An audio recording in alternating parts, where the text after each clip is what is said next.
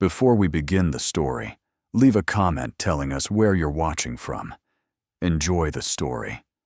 The grand ballroom of the St. Regency Hotel shimmered like something out of a dream. Crystal chandeliers hung from vaulted ceilings, casting warm golden light across marble floors so polished they reflected every sequined gown and tailored tuxedo. Tables draped in ivory silk lined the perimeter, each centerpiece a tower of white orchids and flickering candles. The annual Riverside Charity Gala was the event of the season, where old money mingled with new fortunes, and everyone who mattered made an appearance. Sophia Bennett stood near the champagne fountain, gripping her glass a little too tightly. Her emerald green dress hugged her curves in all the right places, the fabric smooth and expensive, borrowed from her roommate who worked in fashion. The strappy silver heels, however, were her own poor decision.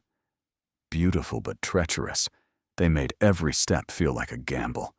She shouldn't even be here. When her boss assigned her to cover the gala for the lifestyle magazine where she worked as a junior writer, Sophia had imagined herself tucked in a corner with a notepad, observing from the sidelines.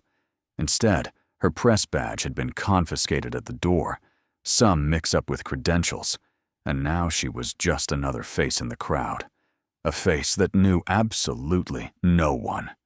Sophia took a sip of champagne, the bubbles tickling her nose, and tried to look like she belonged. Around her, laughter erupted in clusters. Women in diamonds leaned toward men in expensive watches, their conversations a blend of business deals and vacation homes in the Hamptons. She recognized a few faces from magazine covers: a tech mogul, a real estate heiress, a television producer known for turning unknown actors into household names. And then there was him. Ethan Calloway stood near the far wall, surrounded by a small circle of admirers, though he looked anything but interested. Tall and broad-shouldered, he wore a black tuxedo that fit him like it had been stitched directly onto his body. Dark hair swept back, sharp jawline, and eyes the color of storm clouds. Cold, distant, unreachable. Sophia had written a piece about him once, back when he'd acquired his third company before turning 30. The article had called him a genius. The internet called him ruthless. She looked away quickly, reminding herself she was here to work, not gawk at billionaires. That's when it happened. A man appeared beside her, smiling too widely, his cologne overwhelming. He looked about 50, his tuxedo straining slightly at the buttons, a glass of scotch in one hand. "All alone, sweetheart?" he asked, his voice syrupy and invasive. Sophia stiffened. "I'm fine, thank you. A beautiful woman like you shouldn't be standing by herself. Let me keep you company." He leaned closer, and Sophia instinctively stepped back, her heel catching on the edge of the carpet. She stumbled, her champagne glass tilting dangerously. Before she could hit the ground, a strong hand caught her elbow, steadying her instantly. Sophia gasped, her heart hammering, and looked up into a pair of gray eyes that seemed to see straight through her. Ethan Calloway. "Careful," he said, his voice low and smooth, like expensive whiskey. His grip on her arm was firm but not rough, and the scent of cedar and something crisp surrounded him. Sophia blinked, her brain short-circuiting. Thank you." The man with the scotch stepped back slightly, his smile faltering. "Calloway, didn't see you there." Ethan didn't even glance at him. His attention stayed fixed on Sophia, those piercing eyes studying her face, as if memorizing every detail. Then, without breaking eye contact, he spoke, his tone casual, but carrying an edge sharp enough to cut. "My date and I were just about to take a walk. Excuse us."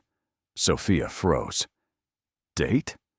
Before she could protest, Ethan's hand slid from her elbow to the small of her back, guiding her away from the champagne fountain and the now deflated man with the scotch. Her mind spun in confusion, her pulse racing. She didn't resist, mostly because her traitorous heels made any sudden movement risky, but also because Something about the way Ethan moved, confident and unyielding, made it seem pointless to argue.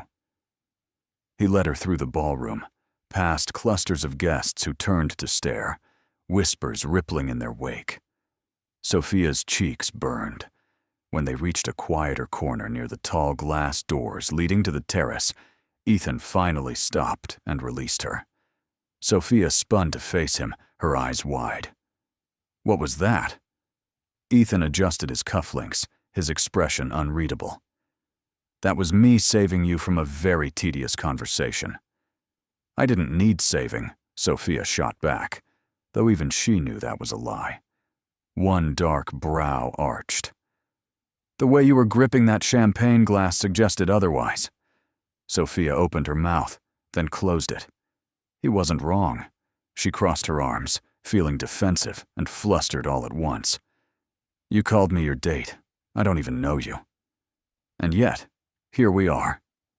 His lips curved into the faintest hint of a smile, barely there, but enough to make her heart skip. Ethan Calloway. I know who you are. Sophia lifted her chin. Sophia Bennett. Pleasure. His gaze swept over her, slow and deliberate, and Sophia felt heat crawl up her neck. You don't belong here, do you? Her jaw tightened. Excuse me? Relax. It's not an insult. Ethan leaned one shoulder against the wall, looking infuriatingly at ease. You're gripping your purse like it's a life raft. Your heels are clearly torturing you. And you've been standing alone for the past 20 minutes, watching everyone else like you're writing a research paper. Sophia gaped at him. Have you been spying on me? Observing, he corrected smoothly. There's a difference. Didn't know whether to laugh or throw her champagne at him. You're unbelievable. I've been called worse. His eyes glinted with something that might have been amusement. Now, here's the situation. I need a favor, and you look like you could use one too. Sophia narrowed her eyes. What kind of favor? Ethan straightened, his expression shifting into something more serious. Pretend you're mine tonight. The words hit her like a physical force. Sophia stared at him, certain she'd misheard. What? There's a woman here, Ethan said, his tone matter-of-fact, who's been trying to corner me all evening. Her father wants to merge companies, and she seems to think a marriage proposal is part of the package. If she believes I'm already involved with someone, she'll back off. Sophia blinked. So you want me to be your fake girlfriend? For a few hours. Yes. That's insane. Is it? Ethan tilted his head, studying her. You're here alone, clearly uncomfortable. And judging by the way that man approached you, it won't be the last time tonight. Stick with me, and no one will bother you. You'll have access to better champagne, better food, and you can leave whenever you want. In exchange, you smile, stay close, and help me avoid a very inconvenient conversation. Sophia stared at him, her mind racing. This was absurd, utterly absurd. And yet, as much as she hated to admit it, he had a point. She was drowning here, and he was offering her a life raft, even if it came with strings attached. Why me? She asked finally. Ethan's gaze softened, just a fraction. Because you looked like you needed an escape as much as I did. Sophia bit her lip, weighing her options. She could say no, go back to awkwardly hovering by the champagne fountain, dodging creepy men and feeling out of place. Or she could take the gamble, play along, and maybe, just maybe, get a good story out of it. Against every logical instinct, Sophia heard herself say, Fine, but only for tonight. Ethan's smile widened, slow and devastating. Deal. Sophia barely had time to process her decision before Ethan's hand found hers. His fingers were warm, steady, and the simple contact sent a jolt up her arm that she absolutely refused to acknowledge. He laced their fingers together naturally, as if they'd done this 1,000 times, and led her back into the heart of the ballroom. Relax, he murmured, his voice low enough that only she could hear. "You look like you're walking to your execution." "I feel like I am," Sophia whispered back, forcing a smile as a passing couple nodded politely in their direction. Ethan chuckled softly, the sound rumbling from his chest. "Just follow my lead." They stopped at a table near the center of the room, where a few of Ethan's associates stood talking. He introduced her smoothly, his hand never leaving hers. "This is Sophia. She's been kind enough to accompany me tonight." The group smiled, offering polite hellos, though Sophia caught the curious glances, the subtle once-overs. She straightened her posture, channeling every ounce of confidence she didn't feel, and smiled back. "Lovely to meet you," she said, her voice steadier than she expected. One of the men, silver-haired and distinguished, raised his glass toward Ethan. "You've been holding out on us, Calloway.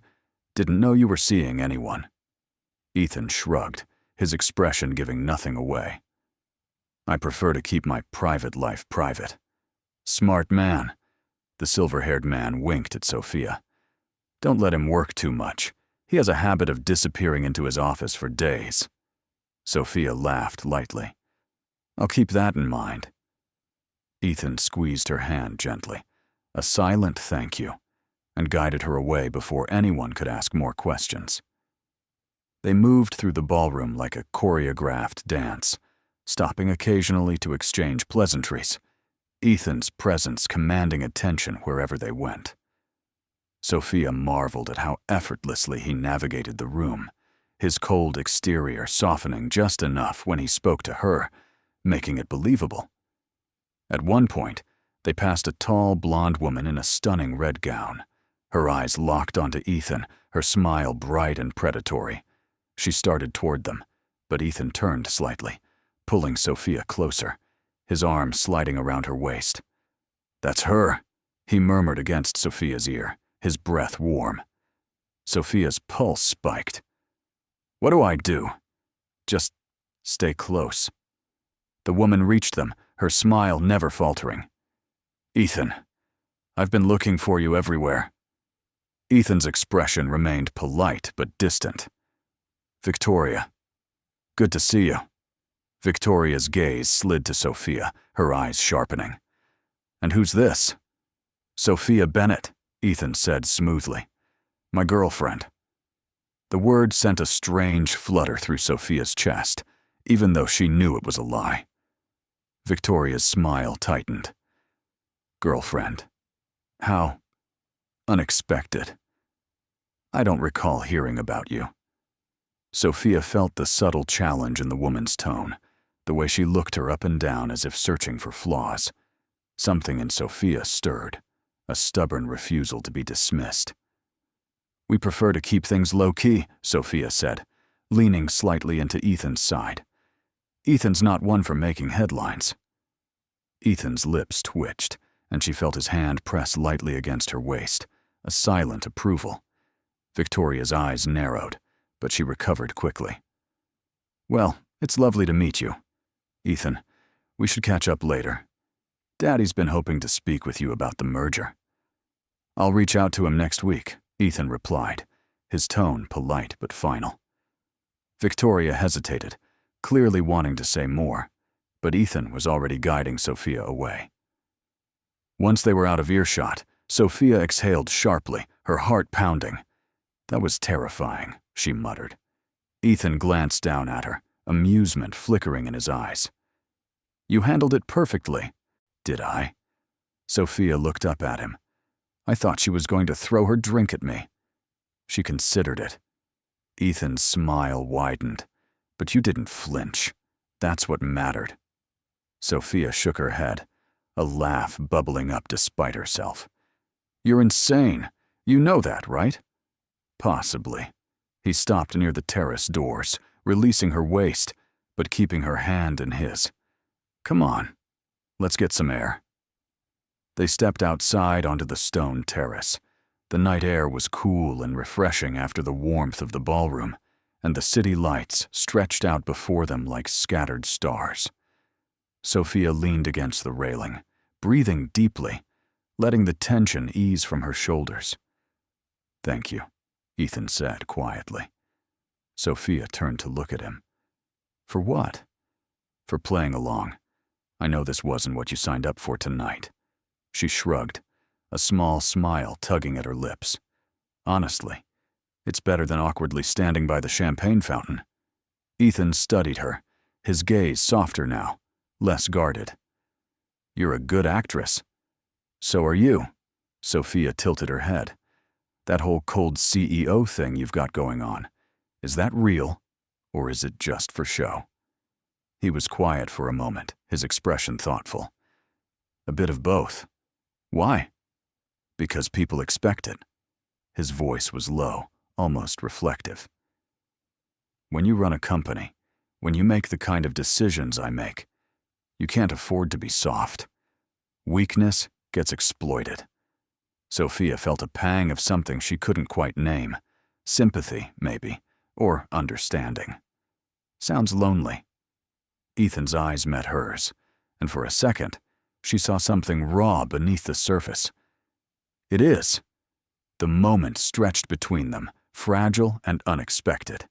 Sophia's breath caught, her heart doing that annoying, fluttering thing again. She looked away, reminding herself this was just pretend. None of it was real. "So," she said, breaking the silence, "how much longer do we have to keep this up?" Ethan checked his watch. "Another hour, maybe 2. Think you can survive?" Sophia laughed. "I'll manage." They stood there for a while longer, the sounds of the gala drifting through the open doors behind them. It should have felt awkward, but it didn't. Instead, it felt strangely comfortable, like they'd known each other longer than a single evening. When they finally went back inside, the ballroom had shifted. The music was louder, the dancing more energetic. Ethan led her to the edge of the dance floor, then turned to face her. "Dance with me," he said.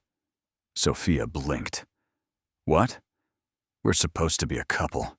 Couples dance." "I'm terrible at dancing." "Lucky for you, I'm not." He held out his hand, waiting. Sophia hesitated, then placed her hand in his. He pulled her onto the dance floor, one hand settling on her waist, the other holding hers. They moved together, slow and measured, and Sophia tried not to think about how close they were, how his chest pressed against hers, how his scent surrounded her like a warm blanket. "See?" Ethan murmured. "Not so bad." Sophia looked up at him, her breath catching at the way he was looking at her. Like she was the only person in the room, like this wasn't pretend at all. "Ethan." "Shh." His hand tightened on her waist. "Just dance." So she did. And for a few perfect, impossible minutes, Sophia let herself forget it was all an act. The days following the gala blurred together in a strange haze. Sophia returned to her tiny apartment, kicked off those torturous heels, and collapsed onto her worn couch with a sigh of relief. She should have felt normal again. Back to reality. Back to deadlines and coffee-stained notebooks and her cluttered desk at the magazine. But she didn't. Instead, her mind kept drifting back to the ballroom, to Ethan's hand on her waist, the way his eyes had softened when they stood on the terrace, the unexpected comfort of dancing with him. She told herself it meant nothing. It was one night. A performance. By now, Ethan Calloway had probably forgotten she existed. She was wrong. On Tuesday afternoon, Sophia sat at her desk, typing up a piece about local boutique openings, when her phone buzzed. An unknown number. She almost ignored it, but curiosity won. The text was short. "Dinner. Tonight. 7 p.m. I'll send a car. Ethan." Sophia stared at the screen, her heart doing that ridiculous skipping thing again. She typed back quickly. "Why?" His response came immediately. "Because I enjoyed your company. And because Victoria's hosting a dinner party, and I'd rather not attend alone." Sophia bit her lip, torn between logic and temptation. Logic said this was a bad idea. Temptation said she wanted to see him again. Temptation won. Fine, but you owe me better shoes this time. A single word appeared on her screen. Deal. That evening, Sophia stood in front of her closet, panic rising.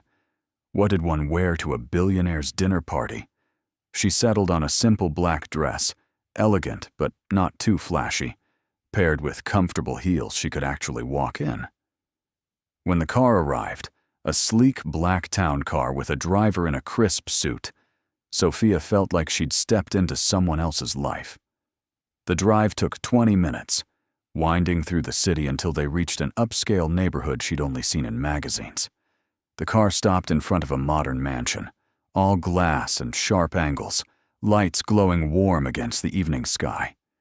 Ethan waited at the door, dressed in a dark gray suit that made his eyes look even more intense. He smiled when he saw her, a real smile, not the polite mask he wore for strangers. "You came," he said. "You sent a very persuasive car." Sophia stepped out, smoothing her dress. "So, what's the plan tonight? More fake girlfriend duties?" "Something like that." Ethan offered his arm. "But try to enjoy yourself, too."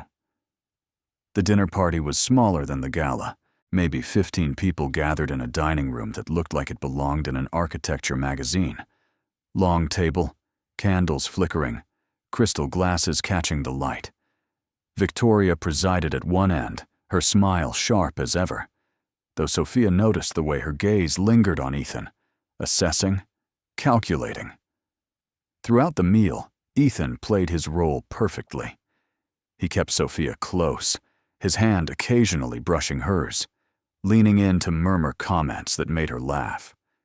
To everyone else, they looked like a couple completely at ease. But Sophia noticed the small things. The way Ethan's jaw tightened when Victoria mentioned her father's business proposal. The way his fingers drummed lightly on the table when the conversation turned to mergers and acquisitions. After dinner, guests mingled in the adjoining lounge. Sophia found herself standing near the windows, looking out at the city lights, when Ethan appeared beside her with 2 glasses of wine. "Surviving?" he asked, handing her one. "Barely." Sophia took a sip. "Your world is exhausting. Tell me about it." They stood in comfortable silence for a moment. Then Sophia turned to him, curiosity winning out. "Why do you really keep asking me to these things?" Ethan was quiet, his gaze distant. "Because you're easy to talk to. You don't want anything from me." "Except better shoes," Sophia teased, his lips curved. "Except that. Everyone here wants something," Sophia said softly. "Don't they?" "Yes." Ethan's voice was low, almost tired. "Business deals, connections, favors. It's all transactional." "And me?" Sophia met his eyes. "What am I? A transaction?" Ethan looked at her for a long moment, something unreadable flickering across his face. "No. You're different." The words hung in the air between them, heavy with meaning. Sophia's heart raced, her mind spinning. This was still pretend. It had to be. But the way he was looking at her didn't feel fake. Before she could respond, Victoria appeared, her smile too bright. "Ethan, darling, we're about to play cards in the study. You simply must join us." Ethan's expression shifted back to polite neutrality. "Perhaps later." Victoria's eyes flicked to Sophia, thinly veiled irritation crossing her features. "Your friend is welcome too, of course." "Thank you," Sophia said sweetly. "But I'm not much of a card player." Victoria's smile didn't reach her eyes. "Pity." After she left, Ethan let out a slow breath. "I should probably make an appearance. Will you be all right here?" Sophia nodded. "I'll survive." He hesitated, then leaned in close, his voice dropping. "If anyone bothers you, find me." The protective edge in his tone sent warmth through her chest. Sophia watched him walk away, then turned back to the window, trying to calm her racing thoughts. "This is pretend," she reminded herself. just pretend. But it was getting harder to believe that.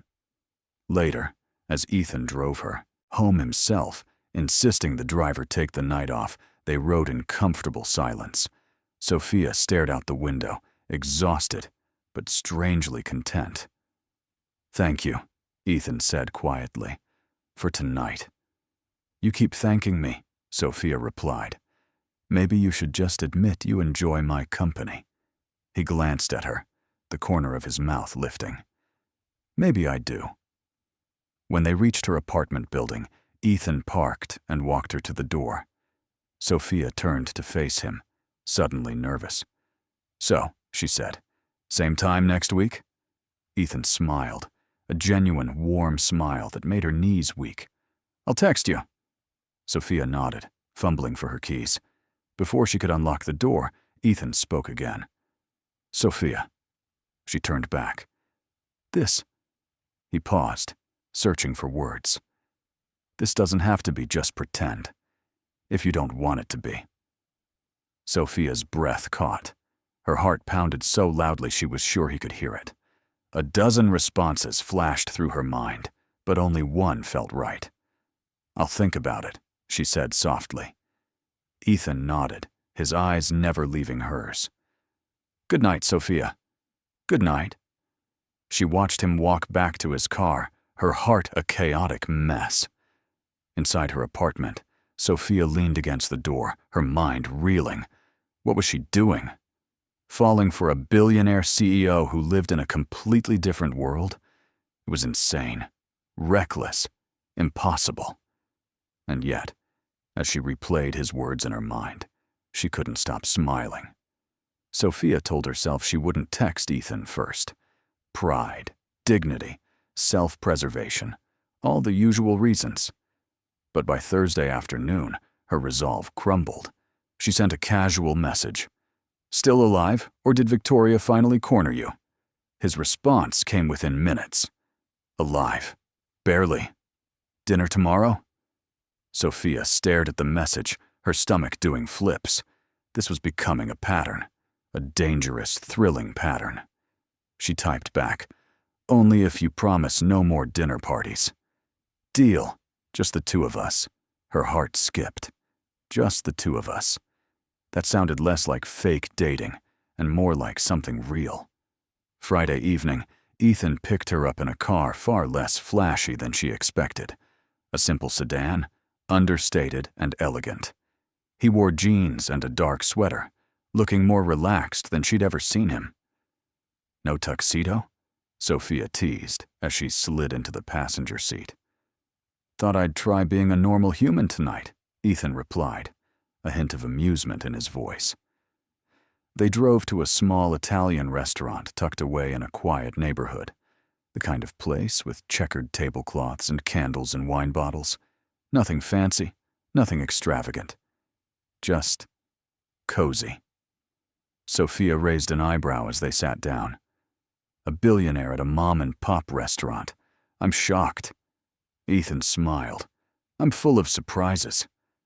Dinner was easy, comfortable in a way Sophia hadn't expected. They talked about everything and nothing. Ethan told her about growing up under the pressure of family expectations, his father's relentless push for perfection, the loneliness of always being the smartest person in the room. Sophia shared stories about her chaotic childhood, her mother's endless optimism, her dream of becoming a real journalist instead of writing fluff pieces about boutique openings. "You're good at what you do," Ethan said, his tone serious. "Don't sell yourself short." Sophia flushed. "You've never even read my work." "I have, actually." He pulled out his phone, scrolling quickly, then turned the screen toward her. It was her article about him, the one from 2 years ago. Genius or Ruthless? The Rise of Ethan Calloway. Sophia's eyes widened. "You kept that?" It was the first time someone called me a genius without asking for a favor in return. His gaze was steady, intense. "I liked your honesty." Sophia didn't know what to say. Her chest felt tight, warm, overwhelmed. After dinner, they walked through a nearby park, the night air cool and crisp. Ethan's hand brushed hers, once, twice, and then he laced their fingers together. Sophia's heart thundered, but she didn't pull away. "Can I ask you something?" Sophia said quietly. "Anything." "Why me? Really?" She looked up at him. "You could have anyone. Why keep dragging me into your world?" Ethan stopped walking, turning to face her fully. His expression was vulnerable in a way she'd never seen. "Because when I'm with you," he said slowly, "I don't have to pretend to be someone I'm not. You don't expect me to be perfect.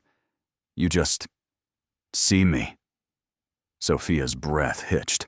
The words wrapped around her heart, squeezing tight. "Ethan." He stepped closer, his hand rising to cup her cheek.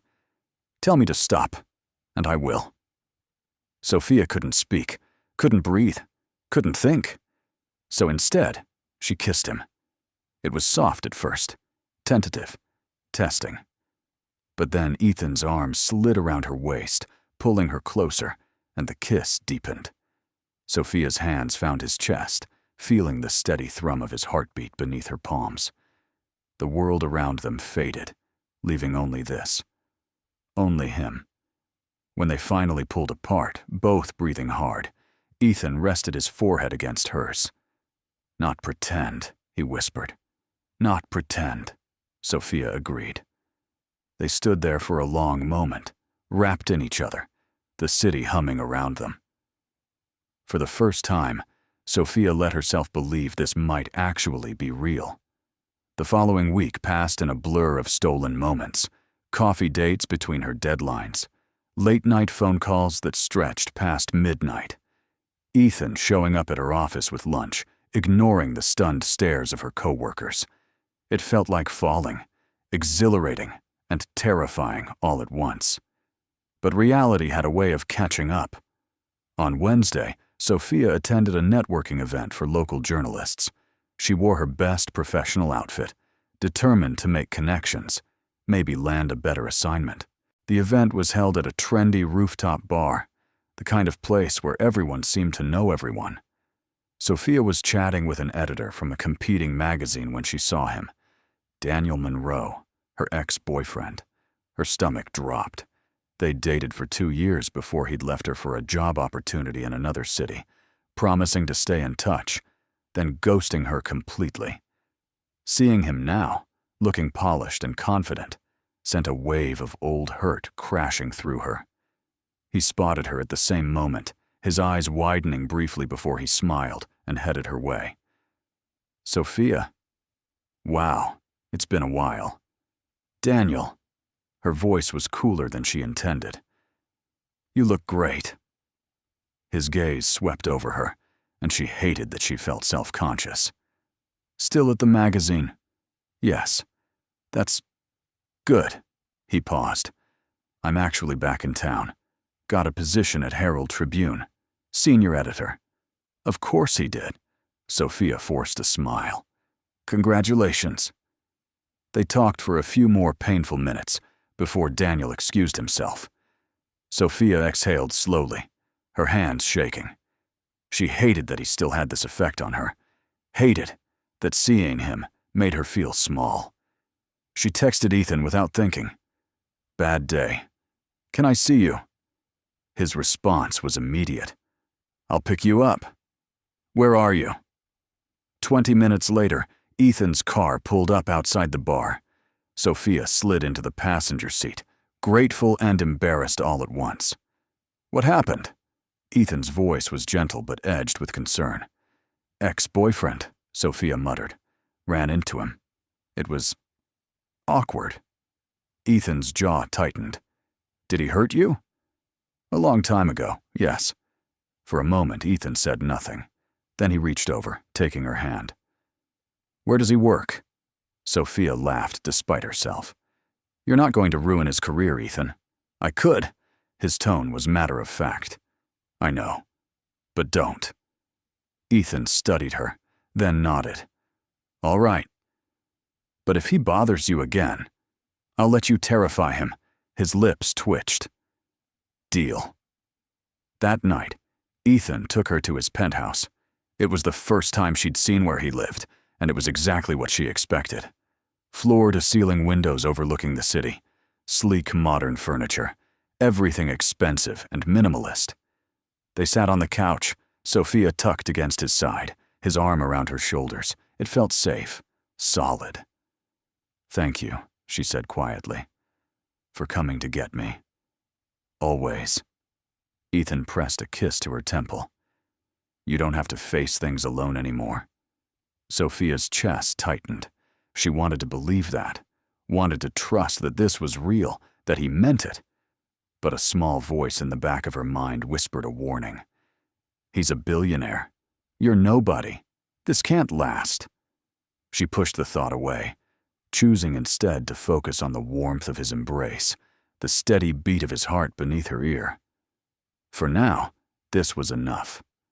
The first crack appeared on a Saturday night. Ethan had invited Sophia to a gallery opening, a small private event for an up-and-coming artist he'd invested in. Sophia wore a burgundy dress that made her feel elegant, her hair swept up in a loose bun. Ethan stood beside her, his hand resting possessively on her lower back, introducing her to collectors and critics as if she belonged in this world. Sophia was admiring a large, abstract painting, vibrant blues and golds swirling across the canvas, when she felt Ethan stiffen beside her. "What's wrong?" she asked quietly. His gaze was fixed across the room. "Nothing. Excuse me for a moment." Before she could respond, he was gone, moving toward a group of men in expensive suits.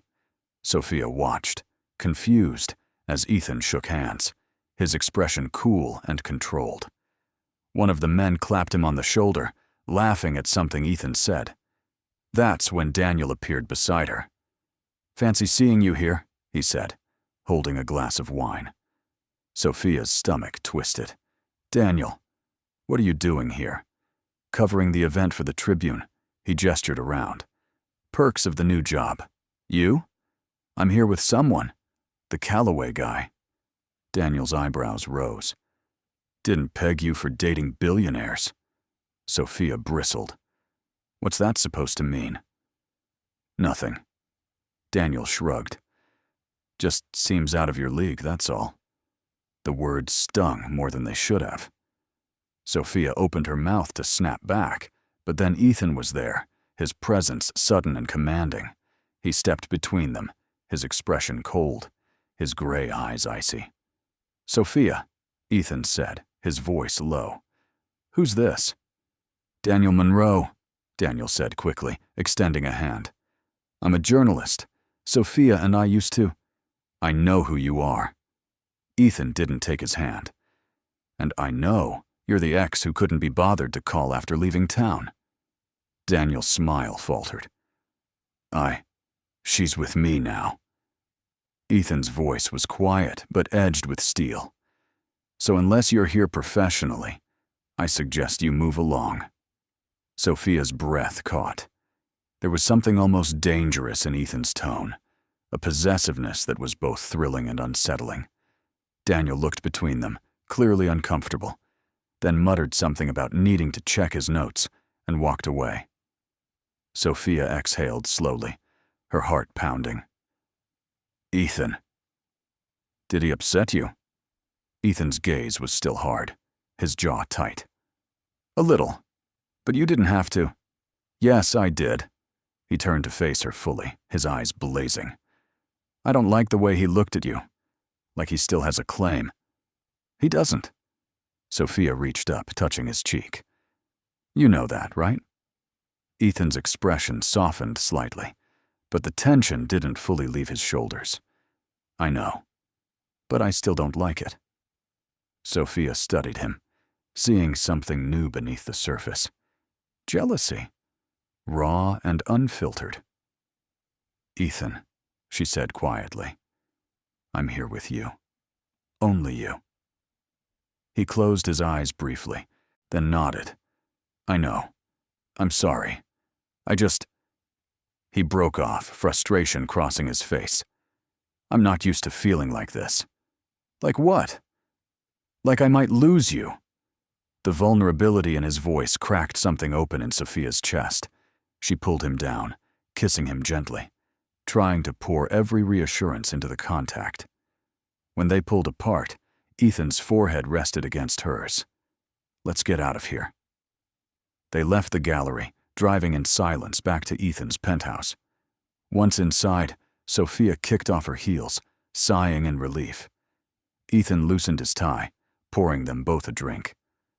"I overreacted," he said finally. "At the gallery." Sophia accepted the glass, taking a sip.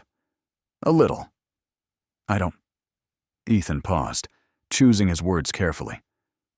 "I don't share well." Sophia raised an eyebrow. "I'm not a possession, Ethan." "I know that." His gaze was intense. "But when I saw him talking to you, looking at you like that, I wanted to—" He stopped, jaw clenching.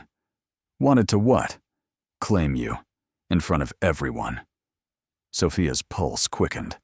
The honesty in his words, the raw emotion, it was overwhelming. "You don't have to claim me," she said softly. "I'm already yours."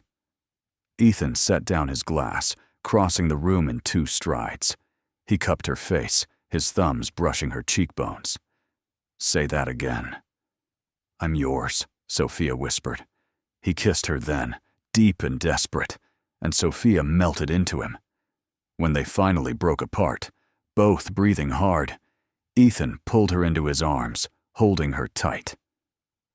"I don't want to lose you," he murmured against her hair. "You won't," Sophia promised, even as that small voice of doubt whispered in the back of her mind. But over the next few days, Sophia started noticing things. The way Ethan's hand tightened on hers when other men approached.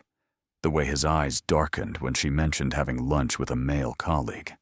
The subtle tension in his voice when she talked about her work, especially if it involved interviewing someone. It wasn't controlling. Not quite. But it was intense. On Thursday, Sophia had lunch with her editor, Marcus, a kind older man who'd been mentoring her. When she mentioned it to Ethan that evening, his expression shifted. "Marcus?" he repeated. "My editor. You've met him." "Right." Ethan's tone was neutral, but his jaw was tight. "Ethan, he's like 60 and happily married." "I know." "Then why do you look like you want to break something?" Ethan exhaled slowly, running a hand through his hair. "I don't know. I hate the idea of you with anyone else, even professionally." Sophia's concern deepened. "Ethan, that's not healthy." "I know." He looked at her, conflict clear in his eyes. "I'm trying. This is all new to me. Caring this much, feeling this much." Sophia softened. She crossed the room, wrapping her arms around him. "I'm not going anywhere. But you have to trust me." "I do trust you." His arms tightened around her. "It's everyone else I don't trust." Sophia pulled back to look at him. "We need to talk about this. Really talk." Ethan nodded, but before they could continue, his phone rang. He glanced at the screen, his expression darkening. "I have to take this. Work emergency." He stepped away, his voice clipped and professional as he handled whatever crisis had arisen. Sophia watched, a knot forming in her stomach. She loved him. She was sure of that now. But she was also starting to realize that loving Ethan Calloway came with complications she hadn't anticipated. Later that night, lying in his bed, Ethan asleep beside her, Sophia stared at the ceiling. She thought about Daniel's words at the gallery. Out of your league. Was she? Was this whole thing destined to implode? Ethan stirred, his arm pulling her closer even in sleep. Sophia closed her eyes, trying to quiet her racing thoughts. "Tomorrow," she told herself. "Tomorrow, we'll figure this out." But deep down, she knew the storm was just beginning. Sophia Bennett had never been the kind of woman who let a man define her. She'd built her career on her own, lived independently, prided herself on not needing anyone. But lately, she found herself thinking about Ethan constantly. His touch, his voice, the way his eyes softened when he looked at her. It was consuming, intoxicating, and terrifying. By Monday morning, Sophia was determined to regain some sense of normalcy. She threw herself into work, pitching a feature story about local entrepreneurs to Marcus. He approved it enthusiastically, assigning her to interview 3 business owners, including a young tech startup founder named Alex Chen. The interview was scheduled for Tuesday afternoon at a trendy coffee shop downtown. Sophia arrived early, reviewing her notes, her phone buzzing with a text from Ethan. "Thinking about you. Dinner tonight?" She smiled, typing back. "Can't. Interview running late. Tomorrow?" His response took longer than usual. "Who are you interviewing?" Sophia frowned. "Does it matter?" "Just curious." She hesitated, then typed. "Alex Chen, tech entrepreneur, for the feature I mentioned." The 3 dots appeared, disappeared, appeared again. Finally, "Okay. Be safe." Something about the exchange left Sophia uneasy, but she pushed it aside when Alex arrived. He was young, maybe 30, with an easy smile and an infectious enthusiasm about his company. The interview went well, Alex sharing stories about building his startup from scratch, the challenges of securing funding, his vision for the future. At one point, Alex laughed at something Sophia said, leaning forward slightly. "You're really easy to talk to. Most journalists make me nervous." Sophia smiled. "That's the goal. Make you comfortable so you forget you're being interviewed." "Well, it's working." They talked for another hour, the conversation flowing naturally. Sophia didn't notice the sleek black car parked across the street, or the man inside watching through tinted windows. That evening, Sophia was editing her notes at home when her doorbell rang. She opened it to find Ethan standing there, his expression unreadable. "Ethan, I thought we were meeting tomorrow." "Can I come in?" Sophia stepped aside, confusion and concern warring in her chest. Ethan walked into her small living room, his tall frame making the space feel even more cramped. He turned to face her, hands in his pockets. "How was your interview?" he asked, his tone carefully neutral. "Good. Alex was great. Very open, passionate about his work." "Alex," Ethan repeated the name, something dark flickering in his eyes. "He seemed friendly." Sophia's stomach tightened. He was professional. Was he? Ethan's gaze was intense, because from where I was sitting, it looked like more than that. The words hit her like cold water. "Where you were sitting. Ethan, were you watching me?" He had the grace to look slightly uncomfortable. "I was in the area." "The area?"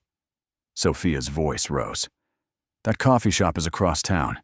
You don't have any offices there." Ethan's jaw tightened. "I wanted to make sure you were safe." "Safe?" Sophia stared at him, anger rising. "Or were you checking up on me?" "Does it matter?" "Yes." Sophia crossed her arms, her heart pounding with frustration and hurt. "Ethan, you can't just follow me around. That's not normal." "I wasn't following you." His voice was defensive. "I was nearby and saw you through the window." "With Alex?" "Yes." Laughing, leaning in close. "Because we were in a loud coffee shop having a professional conversation." Sophia's hands shook. "God, Ethan, do you hear yourself?" He looked away, conflict clear on his face. "I know I'm being irrational, but seeing you with him, I just what? Assumed I was doing something wrong?" "No." Ethan stepped closer, his voice dropping. "I was afraid he'd see what I see, how incredible you are, and that maybe you'd realize you deserve someone better than me." The anger drained out of Sophia, replaced by something softer, sadder.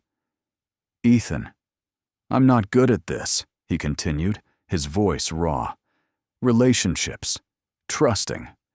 My father," he broke off, shaking his head. He taught me that people always want something, that trust is a weakness. And now I'm with you, and I want to trust you. I do, but you're scared, Sophia finished quietly. He nodded, looking vulnerable in a way that broke her heart. Sophia moved closer, taking his hands. I'm scared too. This is all new to me. But Ethan, if this is going to work, you have to trust me. Really trust me. Not just say it and then follow me to interviews. I know. His grip tightened. I'll do better. I promise. Sophia wanted to believe him, wanted to think love could fix this. But a small part of her wondered if his past had left scars too deep to heal. They spent the rest of the evening talking, really talking, about his childhood, his father's impossible expectations, the loneliness of always having to be perfect. Sophia shared her own fears, her worry that she wasn't enough for his world, that eventually he'd see her as everyone else did. Ordinary. You're not ordinary, Ethan said fiercely. You're extraordinary, and I'm an idiot for making you doubt that. They fell asleep on her couch, wrapped in each other, the conversation feeling like a turning point. But the following week, things got worse. Sophia landed a huge interview, a profile piece on Senator Catherine Mills, a rising political star. It was the kind of assignment that could launch her career. She was thrilled, texting Ethan immediately. His response was lukewarm. That's great. When's the interview? Friday, at her office. I'll drive you. Sophia frowned. Ethan, it's downtown. I can take the subway. I don't want you taking the subway. I take it every day. Not for something this important. I'll drive you. Sophia's frustration bubbled up again. I don't need you to drive me. I'm perfectly capable. I know you're capable. I just want to help. They went back and forth, the conversation deteriorating into an argument. Finally, Sophia snapped. This isn't helping, Ethan. This is controlling. Silence on the other end. Then, his voice cold. I'm trying to take care of you. I don't need to be taken care of. I need to be trusted. The call ended badly, both of them frustrated and hurt. Sophia threw her phone onto the couch, tears of anger burning her eyes. She loved him. God, she loved him so much. But this intensity, this need to control, it was suffocating. On Friday, Sophia took the subway to the senator's office, conducting the interview with professionalism and poise. It went brilliantly. The senator was warm, open, sharing insights about her career and her vision for the future. Sophia left feeling exhilarated. Her phone buzzed. Ethan. How did it go? Amazing. She was incredible. I'm glad. Can I see you tonight? Sophia hesitated. Part of her wanted to say yes, to fall back into his arms and pretend everything was fine. But another part, the part that valued her independence and self-respect, knew they needed space. I think we need to talk, she typed. Really talk. About boundaries. The response took several minutes. Okay. My place. 7 p.m. Sophia arrived at his penthouse that evening, her stomach in knots. Ethan opened the door, looking exhausted, his usual composure cracked around the edges. Come in, he said quietly. They sat across from each other in his living room, the city lights glittering behind him. For a long moment, neither spoke. Finally, Sophia broke the silence. I love you, Ethan. His eyes widened slightly. It was the first time she'd said it, out loud. I love you, she continued, her voice steady. But I can't be in a relationship where I feel like I'm being monitored, where every interview, every conversation with another man makes you spiral. I know. Ethan's voice was rough. I've been seeing a therapist. Sophia blinked. What? After our fight, I realized I needed help, professional help. He looked at her, raw and honest. My therapist thinks I have control issues stemming from my childhood, my father's need for perfection, the pressure to never show weakness. I'm working on it, Sophia. I swear I am. Tears pricked Sophia's eyes. That's good. That's really good. But I understand if it's not enough. Ethan's voice cracked slightly. If you need to walk away. Sophia stood, crossing the room to sit beside him. She took his hands, feeling them tremble slightly. I don't want to walk away, she said softly. But I need to know you're really trying, that this isn't just words. I am. He pulled her into his arms, holding her tight. I promise. I'm trying. Sophia buried her face in his chest, breathing in his familiar scent. She wanted to believe him, wanted to think love and therapy could fix everything. But as she held him, a quiet voice whispered that the hardest battles were still ahead. For the next few weeks, things improved. Ethan made a visible effort to respect Sophia's space, to trust her without question. He stopped asking detailed questions about her interviews, stopped offering to drive her everywhere, stopped tensing every time she mentioned a male colleague. It wasn't perfect, but it was progress. Sophia, in turn, made an effort to include him in her world. She invited him to a work happy hour, introduced him to Marcus and her other colleagues, made sure he felt like part of her life, not just an outsider looking in. One evening, they were cooking dinner together in Ethan's massive kitchen, something that had become a ritual. Sophia was chopping vegetables while Ethan handled the pasta, and the domesticity of it all made her heart swell. I talked to my therapist about you, Ethan said suddenly. Sophia looked up. Oh? She thinks I'm terrified of losing you because you're the first real thing I've ever had. Sophia set down the knife, moving closer. What do you mean, real? Ethan turned off the stove, facing her fully. Every relationship I've had before was transactional. Women who wanted my money, my status, my connections. But you. He reached out, tucking a strand of hair behind her ear. You wanted me when you thought I was just some stranger at a gala. You didn't know who I was, what I had. You just saw me. Sophia's throat tightened. Ethan, and that terrifies me, he continued, his voice thick with emotion. Because if you leave, it won't be because I lost my fortune or my status. It'll be because I wasn't enough. Just me.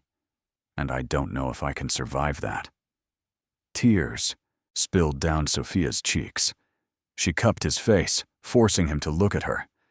You are enough. You've always been enough. I'm trying to believe that. Then let me help you. Sophia kissed him softly. We'll figure this out together. That night, wrapped in each other's arms, Ethan told her things he'd never told anyone. About his mother's death when he was 12, how she'd been the only warmth in a cold household. About his father's emotional distance, the way he'd turned Ethan into a project rather than a son. About the crushing loneliness of success, standing at the top with no one beside him. Until you, he whispered against her hair. You're the first person who made me feel less alone. Sophia held him tighter, her heart aching for the broken boy beneath the powerful man. In the weeks that followed, they fell into a rhythm that felt sustainable. Ethan continued therapy, working through his control issues and fear of abandonment. Sophia continued thriving in her career, her profile on Senator Mills earning praise and opening doors. They supported each other, challenged each other, loved each other. But then Victoria re-entered the picture. Sophia was leaving work one evening when a sleek car pulled up beside her. The window rolled down, revealing Victoria's perfectly made-up face. Sophia, right? Victoria's smile didn't reach her eyes. Victoria. Sophia's guard went up immediately. Get in. Let's talk. Every instinct screamed at Sophia to refuse, but curiosity won out. She slid into the back seat, keeping her purse close. Victoria wasted no time. "I'll be direct. You're completely wrong for Ethan." Sophia's jaw tightened. "Excuse me? Don't get me wrong. You're lovely. But you're out of your depth." Victoria's gaze was cold, assessing. "Ethan needs someone from his world, someone who understands the pressure, the expectations, the business. You're a journalist. You write fluff pieces about boutiques." The words stung, hitting every insecurity Sophia had tried to bury. "My career is none of your business." "Maybe not. But Ethan is." Victoria leaned forward. "He's under enormous pressure right now. A merger that could make or break his company, and he's distracted. By you. If Ethan has concerns, he can tell me himself." "He won't." Victoria's smile was sharp. "Because he's infatuated. But infatuation fades, Sophia. And when it does, he'll realize you're a liability, an ordinary girl playing in an extraordinary world." Sophia's hands trembled with anger, but she kept her voice steady. "I think we're done here." She stepped out of the car, slamming the door harder than necessary. As the car drove away, Sophia stood on the sidewalk, her heart racing, Victoria's words echoing in her mind. Out of your depth. Ordinary. Liability. She wanted to dismiss it, to laugh it off as jealousy. But deep down, a small part of her wondered if Victoria was right. That night, she didn't tell Ethan about the encounter. She couldn't. Not without admitting her own doubts, her own fear that maybe she wasn't enough for his world after all. Instead, she threw herself into work. When Marcus approached her with an investigative piece, a deep dive into corporate fraud at a major financial firm, Sophia jumped at the opportunity. It was risky, potentially career-making or career-ending, but she needed to prove herself. To herself. Ethan noticed the shift. "You've been distant lately," he said one evening as they sat in his living room. "Just busy with work," Sophia replied, not quite meeting his eyes. "Sophia." He tilted her chin up, forcing her to look at him. "Talk to me." "It's nothing. Just a big project." "What kind of project?" She hesitated. The investigation involved multiple financial firms, and while Ethan's company wasn't directly implicated, it existed in the same world. Telling him felt like crossing a line. "Just an investigative piece. Corporate fraud." Ethan's expression shifted, something guarded sliding into place. "Which companies?" "I can't say. Journalistic integrity." For a long moment, they stared at each other, tension crackling between them. "You don't trust me," Ethan said finally, his voice flat. "That's not fair." "Isn't it?" He stood, pacing. "You're investigating something in my world, something that could impact me, and you won't even tell me what it is. Because it's my job, Ethan, and I have to keep it separate." "Separate?" He laughed bitterly. "Is that what we are? Separate?" "That's not what I meant." "Then what did you mean?"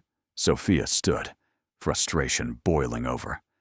"I meant that I need to do this on my own. I need to prove that I'm more than just your girlfriend, that I have value beyond who I'm dating." "I never said you didn't. You didn't have to." The words burst out before she could stop them. "Everyone else does. Victoria, your business partners, even people at my own office. They all think I'm just some ordinary girl who got lucky." Ethan froze. "Victoria talked to you?" Sophia's silence was answer enough.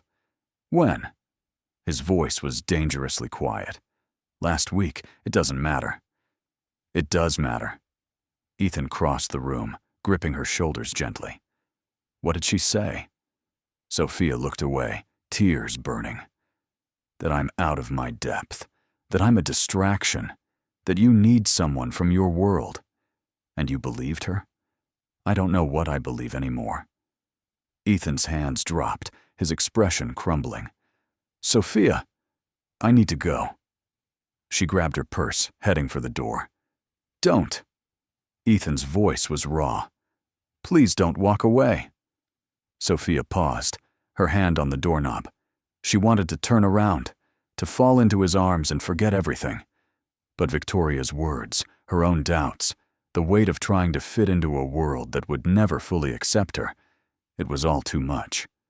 I need space, Ethan. To think, to figure out if I'm strong enough for this. You are. You don't know that. She looked back at him, tears streaming. And neither do I. She left, closing the door softly behind her. In the hallway, Sophia leaned against the wall, her entire body shaking. She'd just walked away from the man she loved, the man who'd opened his heart to her. But as she rode the elevator down, she couldn't shake the feeling that maybe, just maybe, walking away was the bravest thing she could do. The next 2 weeks were the longest of Sophia's life. She threw herself into the investigation, working late hours, chasing leads, conducting interviews. The story was explosive, documenting years of fraud that had cost investors millions. It was the kind of journalism she dreamed of, hard-hitting and important. But every night, alone in her apartment, she felt the absence of Ethan like a physical ache. He texted her every day, simple messages. Thinking of you. Hope your day was good. I miss you.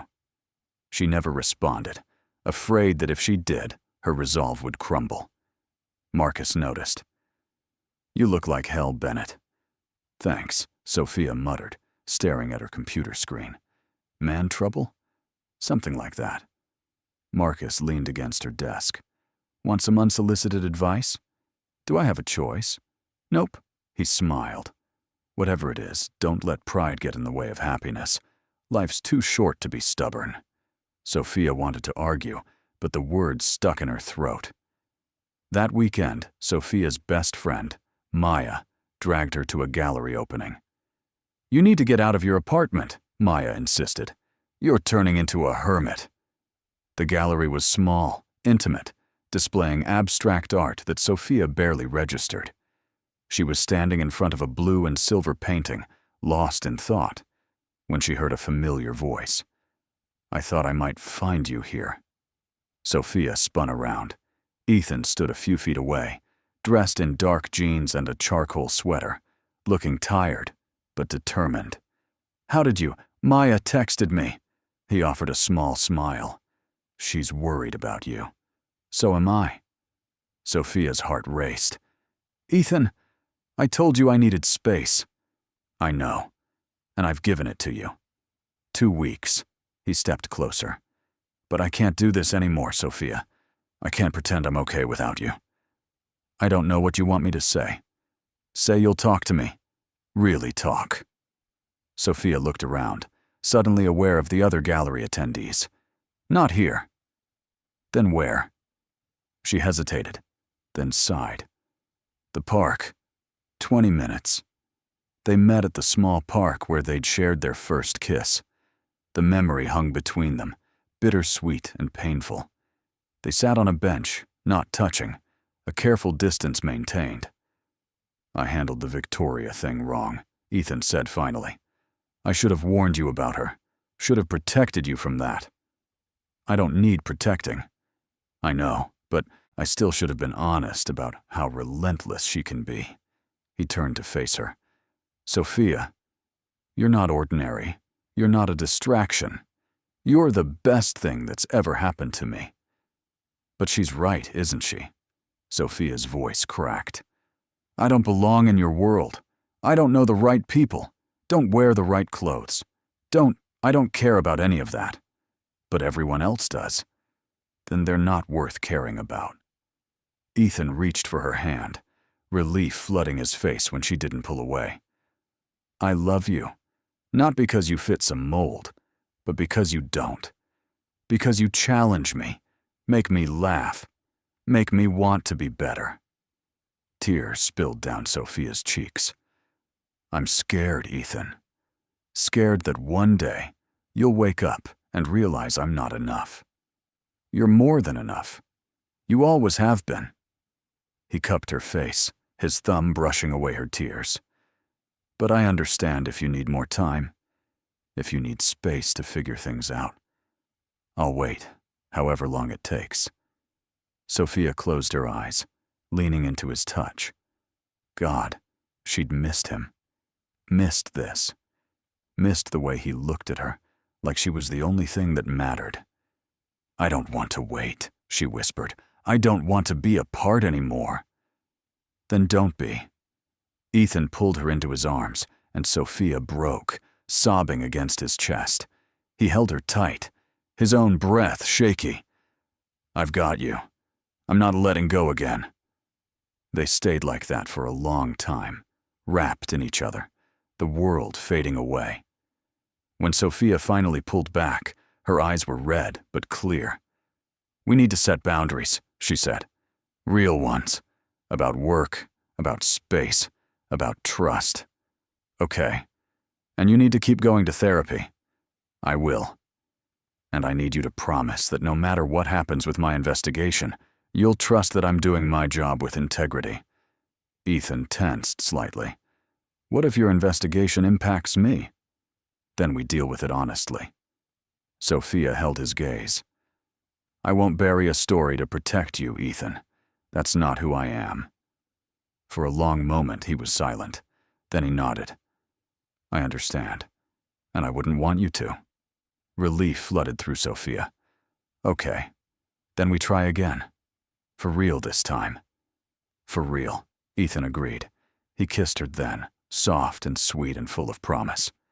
When they pulled apart, both smiling through tears, Sophia felt like she could finally breathe again. That night, they went back to his penthouse. They talked for hours, laying everything out. The fears, the insecurities, the boundaries they needed. It wasn't easy, but it was honest. Raw. Real. When Sophia woke the next morning, wrapped in Ethan's arms, she felt something she hadn't felt in weeks. Hope. But hope, as she was about to learn, could be a fragile thing. On Monday, Sophia's investigation took an unexpected turn. One of her sources provided documents showing that the fraud extended beyond the initial companies.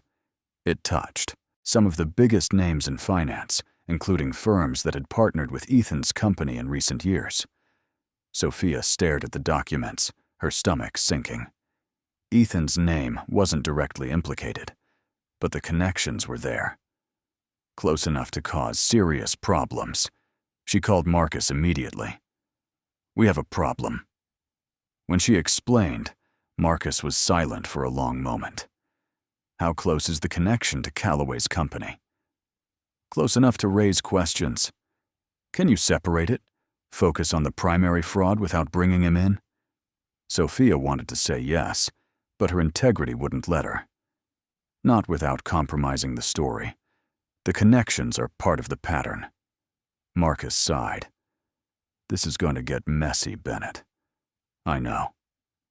That evening, Sophia sat in her apartment, staring at the documents spread across her coffee table. She had a choice. She could bury the Ethan connection, focus on the other companies, keep her personal life separate from her professional one. Or she could tell the whole truth, even if it hurt the man she loved. Her phone buzzed. Ethan. Dinner tonight. I miss your face. Sophia's hand trembled. She loved him. God, she loved him so much. But she was also a journalist, and journalists didn't bury the truth. She typed back, we need to talk. It's important. The 3 dots appeared immediately. What's wrong? I'll explain tonight. Your place? I'll order in. Come whenever you're ready. Sophia stared at the message, her heart breaking. She knew what she had to do.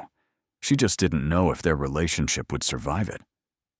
Sophia arrived at Ethan's penthouse at 7:30, her stomach in knots. He opened the door with a smile that faded the moment he saw her expression. What's wrong? He asked immediately. Sophia stepped inside, clutching her bag. We need to talk about my investigation. Ethan's jaw tightened, but he nodded, leading her to the living room. They sat across from each other, the coffee table between them like a barrier. I found something, Sophia began, her voice steady despite her shaking hands. "Connections between the fraud I'm investigating and some of your business partnerships." Ethan went very still. "What kind of connections?" "Financial ties, money flowing through subsidiaries. It's circumstantial, but it's there." "And you think I'm involved?" "No." Sophia leaned forward. "I don't think you knew. But the connections exist, and I can't ignore them. Not if I want to write an honest story." For a long moment, Ethan said nothing. His expression was unreadable, a mask of control she hadn't seen in weeks.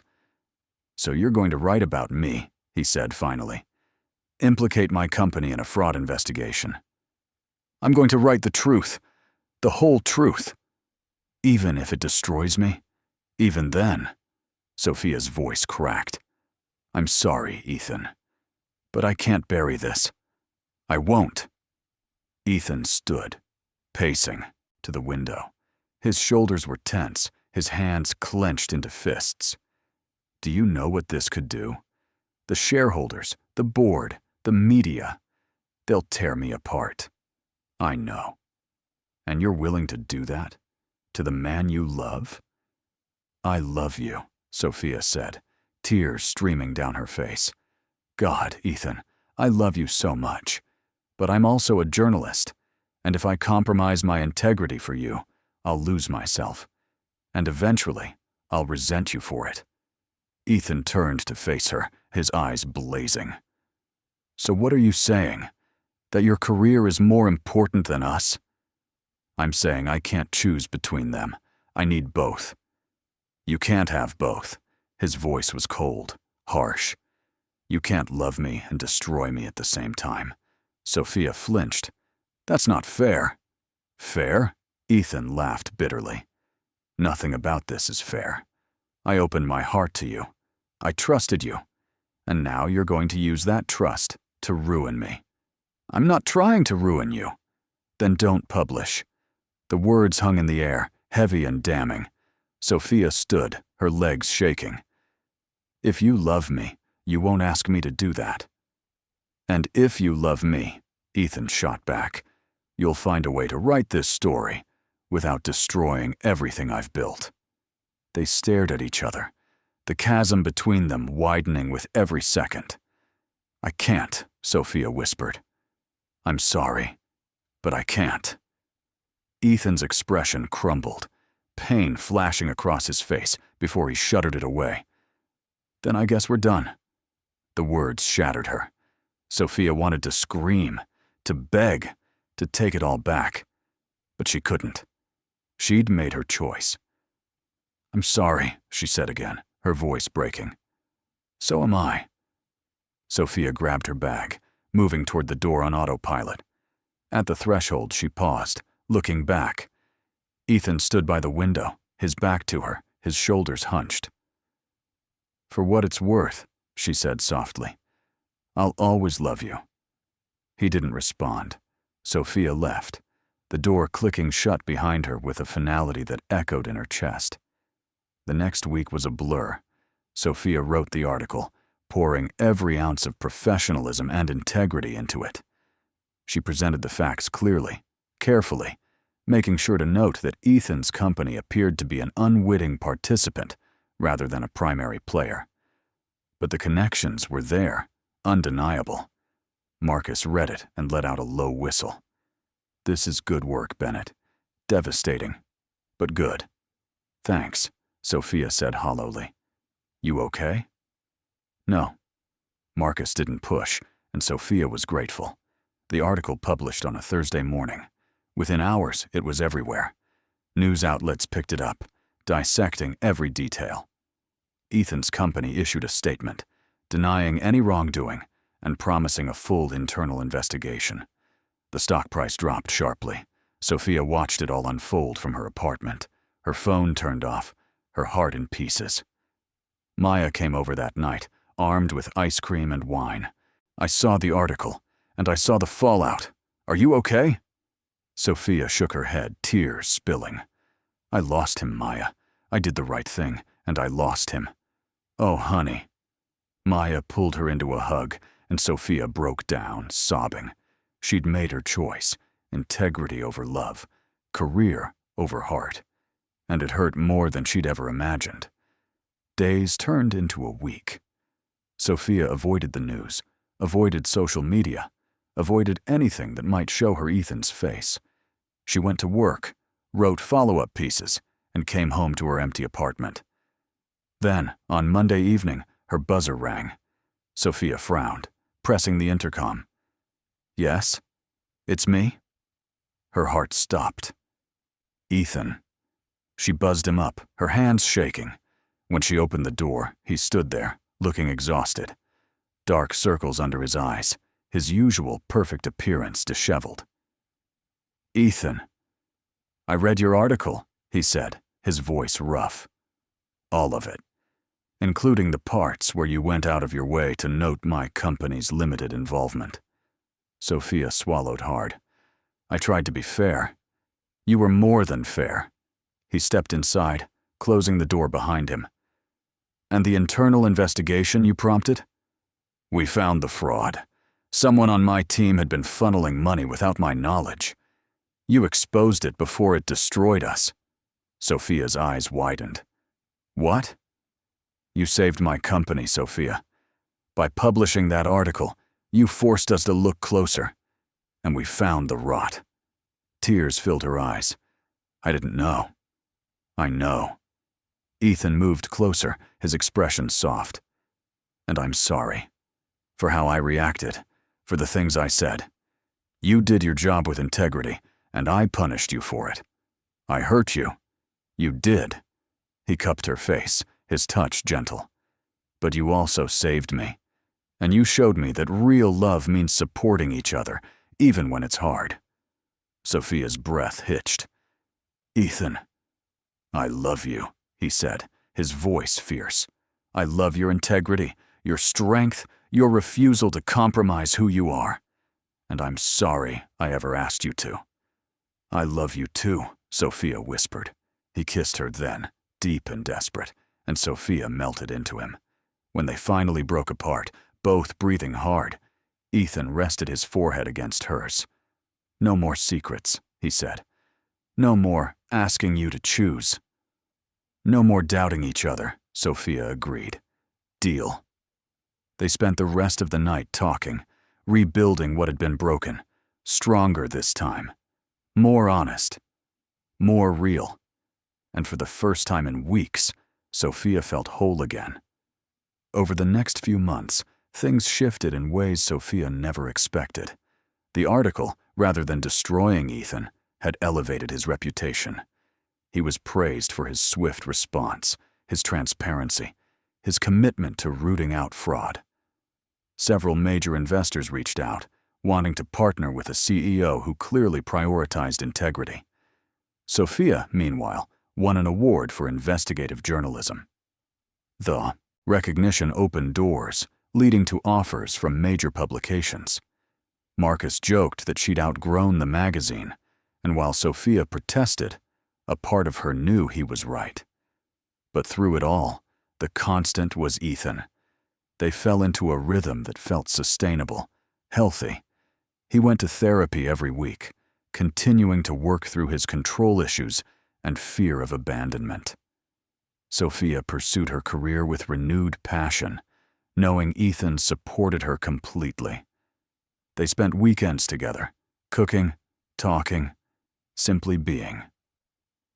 One Saturday morning, they were at a farmer's market, Sophia browsing fresh flowers while Ethan carried the bags.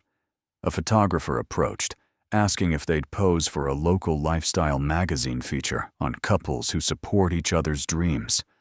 Sophia started to refuse, but Ethan smiled. Why not? They posed, laughing, comfortable in each other's presence. The photographer captured something genuine, a moment of real connection that transcended the usual posed artifice. Later, walking through the park, Ethan took her hand. "I've been thinking." "Dangerous," Sophia teased. He smiled. "About us, about the future." Sophia's heart skipped. "What about it?" "I want you to move in with me." She stopped walking, staring at him. What? Move in. Officially. Ethan turned to face her fully. I know it's a big step, but Sophia, I can't imagine my life without you. I don't want to spend another night apart. Sophia's mind raced, moving in together. It was huge, terrifying, and absolutely right. Okay, she said. Ethan blinked. Okay? Yes, Sophia laughed, pulling him down for a kiss. Let's do it. Moving in was chaotic. Sophia's tiny apartment was crammed with books, notes, and years of accumulated memories. Ethan hired movers, but Sophia insisted on packing herself, wanting to make sure nothing important was lost. On the day of the move, Ethan showed up in jeans and a t-shirt, ready to help. Sophia nearly dropped the box she was holding. You own jeans. I own lots of things you haven't seen yet. He grinned, taking the box from her. Where does this go? They worked together, laughing and bickering good-naturedly about where things should go. Ethan's penthouse slowly transformed. Sophia's warmth and personality filling the once sterile space. Books lined shelves, colorful throws draped over furniture. Framed photos appeared on walls. By the end of the day, exhausted and covered in dust, they collapsed onto the couch. Home, Sophia said softly. Ethan pulled her close. Home. Life settled into a new normal. Sophia worked from Ethan's home office when she needed quiet, met him for lunch when their schedules aligned, cooked elaborate dinners when they both had energy. It was domestic and wonderful, and occasionally frustrating, like when Ethan reorganized her filing system or when Sophia left coffee mugs on every surface. But it worked. One evening, Sophia was working late on a new investigation when Ethan appeared with tea.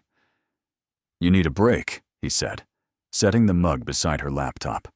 5 more minutes. You said that an hour ago. Sophia looked up, smiling sheepishly. Guilty. Ethan leaned against the desk, studying her. What's this one about? Healthcare fraud, pharmaceutical companies inflating prices. Sounds important. It is. Sophia saved her work, finally giving him her full attention. But you're right. I need a break. They moved to the living room, Sophia curling into his side. Outside, the city glowed, familiar and comforting.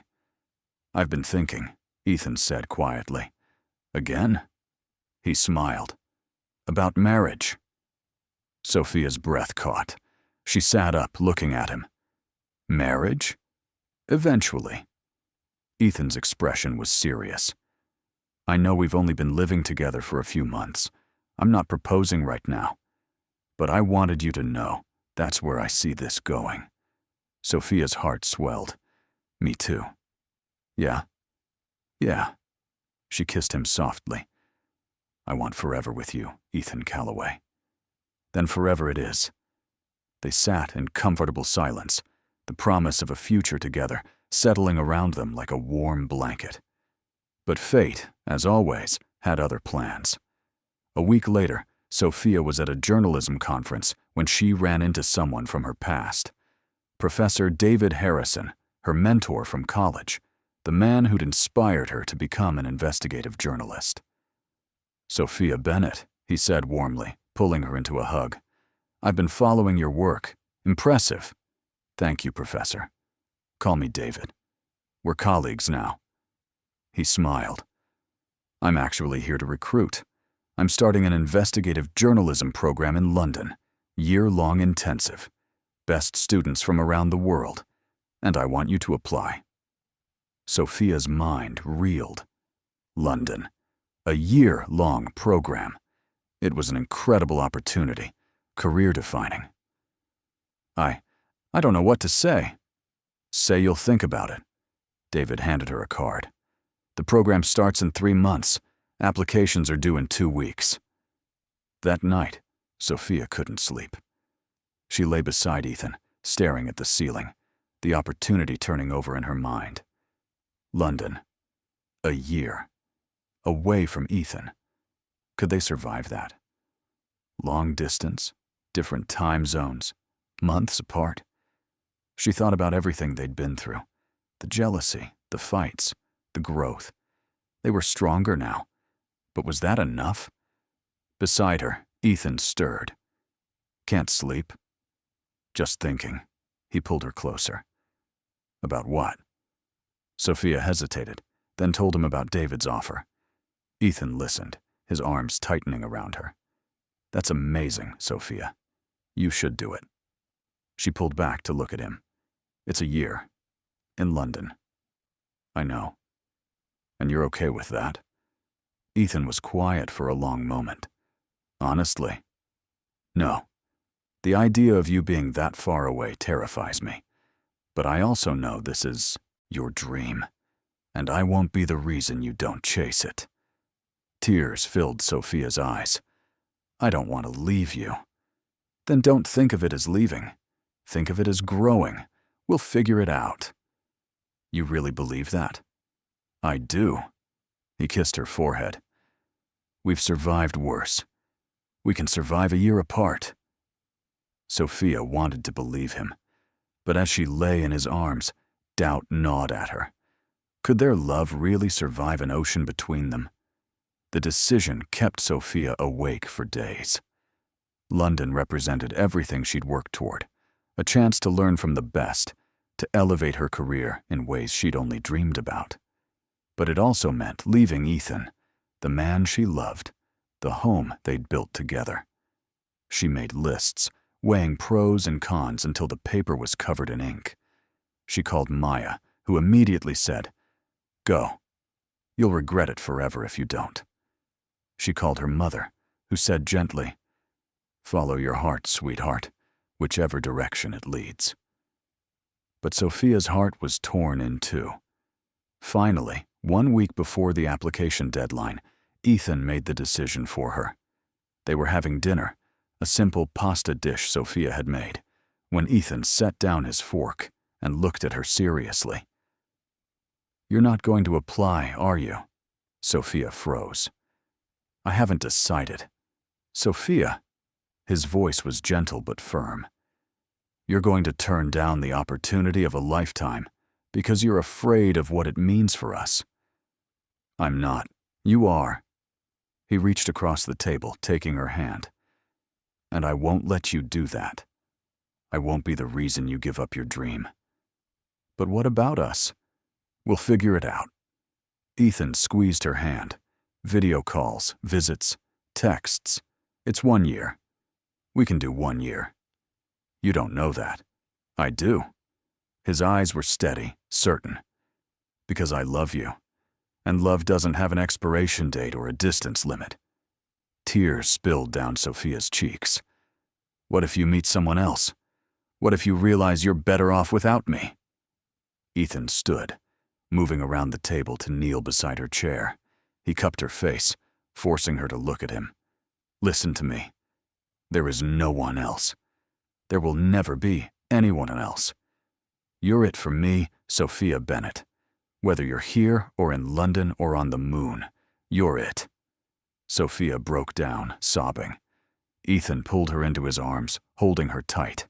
"Apply," he whispered against her hair. "Chase your dream. I'll be here when you get back." So she applied. The acceptance letter came 2 weeks later. Sophia was in. The program started in 6 weeks. 6 weeks to prepare. To say goodbye. To pack up her life and move across an ocean. It went by in a blur. Sophia gave notice at the magazine.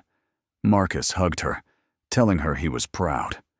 Her co-workers threw her a going-away party, full of tears and laughter and promises to stay in touch. Ethan helped her pack, folding clothes, organizing documents, making sure she had everything she needed. He was supportive, encouraging, never once showing doubt or resentment. But Sophia saw the cracks, the way his jaw tightened when she mentioned London, the extra second he held her in his arms before letting go, the shadows in his eyes when he thought she wasn't looking. The night before her flight, they lay in bed, neither sleeping. "I'm going to miss you," Sophia whispered. I'm going to miss you too. Ethan's voice was rough. What if this is a mistake? What if it's not? He rolled to face her, his eyes fierce even in the darkness. This is right. For you, for your career, and we're going to be okay. Promise? I promise. They made love that night, slow and tender and desperate, memorizing each other, trying to hold on to something that felt like it was slipping away. The next morning, Ethan drove her to the airport. They stood at the security checkpoint, Sophia's bags checked, her boarding pass in hand. I'll call you when I land, she said, her voice shaking. I'll be waiting. Ethan pulled her into his arms, holding her so tightly she could barely breathe. I love you. So much. I love you too. He kissed her, deep and fierce, a promise and a plea all at once. When they finally broke apart, both had tears in their eyes. Go, Ethan said, his voice breaking. Before I do something stupid, like beg you to stay. Sophia laughed through her tears, touching his face one last time.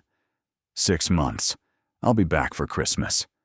I'm counting down already. She forced herself to turn, to walk through security, to not look back. But at the last moment, she did. Ethan stood where she'd left him, his hand raised in a wave, his expression a mixture of love and heartbreak. Sophia waved back, then disappeared into the crowd. On the plane, she cried. Not sad tears, exactly, but the kind that came from knowing everything was about to change. London was incredible. The program was intensive, challenging, everything Sophia had hoped for. She met journalists from around the world, learned techniques she'd never imagined, worked on stories that mattered. But every night, she called Ethan. They talked for hours, sharing their days, laughing, sometimes crying. The time difference was brutal, but they made it work. At first. By month 3, the calls grew shorter. Ethan was busy with a major acquisition. Sophia was deep in an investigation about human trafficking. They still talked, still said, I love you. But something had shifted. The distance wasn't just physical anymore. By month 5, Sophia couldn't ignore it. Ethan seemed distracted during their calls. Sometimes he forgot to text back. Once, he missed their scheduled video call entirely, apologizing later about a meeting that ran late. Sophia tried not to panic, tried to trust, but doubt crept in, whispering poison. What if he's moving on? What if you're losing him? She threw herself into work, trying to drown out the fear, but it only grew louder. Finally, 2 weeks before Christmas, 2 weeks before she was supposed to fly home, Sophia called him. We need to talk, she said when he answered. Ethan's sigh was audible. I know. Her heart dropped. You know? This isn't working, Sophia. The distance, the time difference. We're drifting apart. Tears burned her eyes. So what are you saying? Silence. Then quietly. I don't know. But I think we need to be honest about whether this is sustainable. I'm coming home in 2 weeks. I know. But then what? You have 6 more months of the program. And after that, who knows? Maybe you'll want to stay in London. Maybe you'll get an offer you can't refuse. I'd come back. For you. And resent me for it eventually. Sophia couldn't breathe. Ethan, please, don't do this. I'm not doing anything. I'm just being realistic. Realistic? Anger flared through her pain. You promised. You said we could do this. I thought we could. But Sophia, I'm barely holding on. Watching you build a life there, knowing I'm not part of it, it's killing me. You are part of it. You're part of everything. Am I? His voice was raw. Because from where I'm sitting, I'm just the guy you call at the end of the day. The guy who's waiting for you to come back, if you ever do. The accusation hung between them, sharp and painful. I can't believe you're saying this, Sophia whispered. I can't believe we're here. Neither spoke for a long moment. Finally, Sophia said, "So what do we do?" Ethan's answer shattered her. "Maybe we take a break, give each other space to figure out what we really want." A break. The word tasted like ash. "I'm sorry, Sophia. I need to think. And so do you." The call ended. Sophia stared at her phone, numb. This couldn't be happening. Not after everything they'd survived. But it was. And she had no idea how to fix it. The 2 weeks before Christmas were the worst of Sophia's life. She moved through the program in a daze, her heart shattered, her mind spinning. Maya called daily, offering support and reminding her to breathe. Her mother sent care packages full of tea and chocolate and encouraging notes, but nothing helped. Sophia debated canceling her flight home. What was the point? Ethan had asked for a break. Maybe it was better to give him space, to stay in London and focus on finishing the program. But on Christmas Eve morning, sitting in her small London apartment, Sophia realized something. She was done running. Done letting fear dictate her choices. If Ethan wanted to end things, fine. But he was going to have to say it to her face. She booked a flight home that afternoon. 18 hours later, exhausted and running on fumes, Sophia stood outside Ethan's building. It was Christmas Day. Snow fell softly, coating the city in white. The building was quiet. Most residents away for the holidays. Sophia took a deep breath and buzzed his apartment. No answer. She tried again. Still nothing. Panic rose. What if he wasn't home? What if he was with someone else? Just as she was about to leave, the door to the building opened. An older woman carrying groceries smiled at her. "Merry Christmas, dear. Are you visiting someone?" "Ethan Calloway, penthouse." The woman's smile widened. "Oh, the handsome young man. He's home. Saw him this morning. Looked a bit down, actually. Go on up." Sophia thanked her and slipped inside before she could lose her nerve. The elevator ride felt endless. When she reached the penthouse floor, her heart was pounding so hard she thought it might burst. She knocked. Footsteps. Then the door opened. Ethan stood there, barefoot, wearing sweatpants and an old t-shirt. His hair was messy, stubble shadowed his jaw, and his eyes were red-rimmed. He looked like he hadn't slept in days. Sophia. Her name was barely a whisper. "Hi." They stared at each other. "I thought you weren't coming home until after Christmas," Ethan said finally. "I wasn't. But then I realized I needed to see you, to talk, face to face." He stepped aside, letting her in. The penthouse looked different. Not dirty, but lived in. Coffee mugs on the counter, papers scattered across the dining table, a blanket balled up on the couch. "You look tired," Sophia said. "I am." Ethan rubbed his face. "I haven't been sleeping well." "Me either." They moved to the living room, sitting on opposite ends of the couch. The distance felt insurmountable. "Ethan, I'm sorry," he blurted out, "for the things I said on the phone, for asking for a break. I was scared and hurting, and I lashed out." Sophia's breath caught. "You meant it, though, about drifting apart." "I did. But Sophia, that's on me, not you." He turned to face her fully. "You're doing exactly what you should be doing. Chasing your dream. Growing. And I'm so proud of you." "Then why did you want a break?" "Because I was terrified." His voice cracked. "Terrified that you'd realize you didn't need me, that your life in London was better without me in it. And instead of trusting you, trusting us, I pushed you away." Tears streamed down Sophia's face. "I do need you. God, Ethan, every day I'm there. I wish you were with me. Seeing things, experiencing things. You're not just the guy I call at the end of the day. You're everything." "I know that now." He moved closer, taking her hands. "But when you're thousands of miles away, and I'm sitting here alone, It's easy to forget, to let fear take over.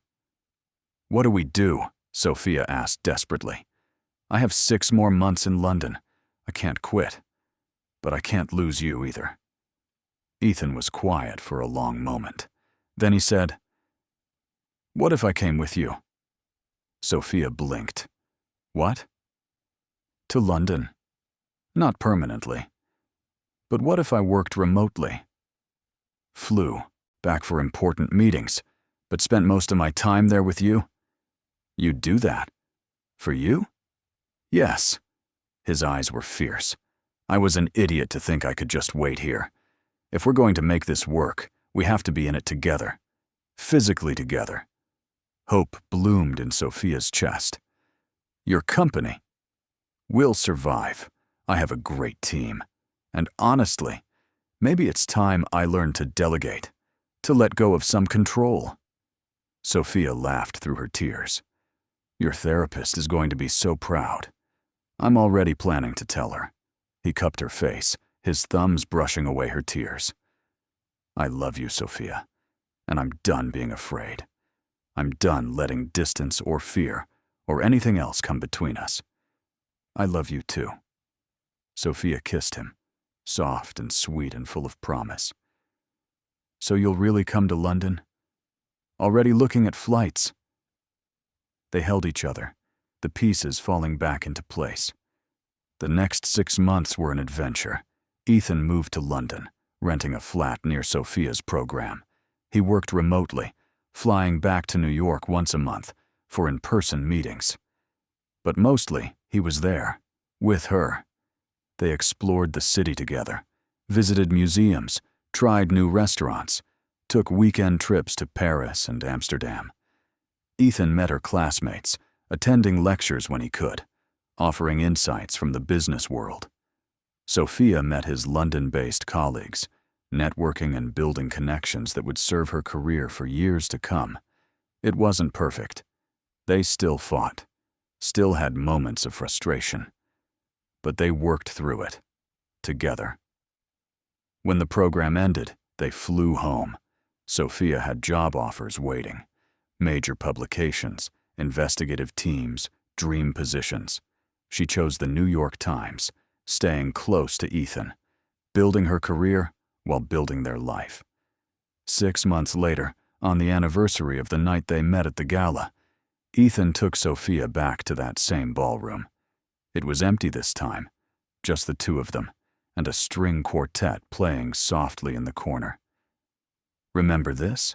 Ethan asked, pulling her onto the dance floor. How could I forget? Sophia smiled, her arms sliding around his neck. You told me to pretend I was yours. Best decision I ever made. He kissed her softly. Sophia Bennett, I don't want to pretend anymore. He pulled back, reaching into his pocket. When he dropped to one knee, Sophia's breath caught. I want it to be real. Forever. He opened the box, revealing a simple, stunning diamond ring. Will you marry me? Tears streamed down Sophia's face. Yes. God, yes. He slid the ring onto her finger, then stood, pulling her into his arms. They kissed, the music swelling around them, and Sophia knew this was where she was meant to be. Not in a gilded ballroom, or a foreign city, or chasing the next big story. Here. With him. Forever. What did you think of their story? Share your thoughts in the comments. On a scale from 0 to 10, what's your rating? Subscribe to the channel and turn on notifications to follow all our stories, and check out more emotional stories by clicking on the end screen.